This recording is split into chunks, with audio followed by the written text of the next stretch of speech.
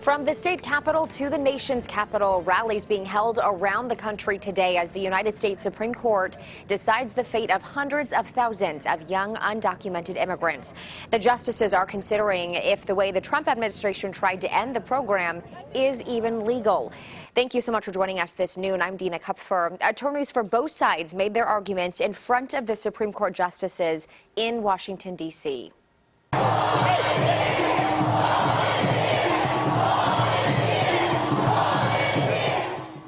And that was the scene outside as young undocumented immigrants were chanting "Home is here" on the steps of the Supreme Court after the panel heard those arguments in a case that could lead to their deportation.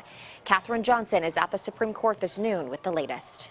President Trump ordered an end to DACA 2 years ago, saying it was unlawful because President Obama overstepped his power when he created the program by executive action. But plaintiffs argued it is lawful, and if the administration wants to end DACA, it has to do it the right way and take ownership of the move. If they had to make this decision in 2020, in an election year, they would have to explain why they were making this harsh, cruel, mean decision. These individuals have become part of the community. They've had jobs. They've supported themselves.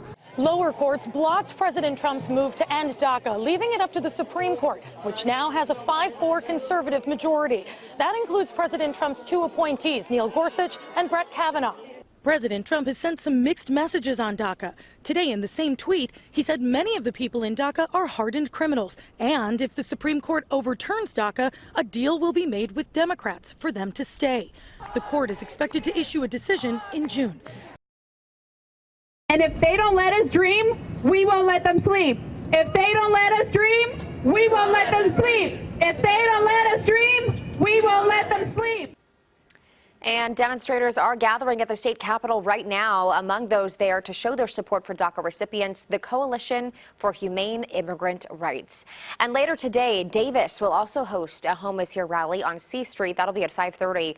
For more on the DACA debate, you can head to our website right now, cbs13.com.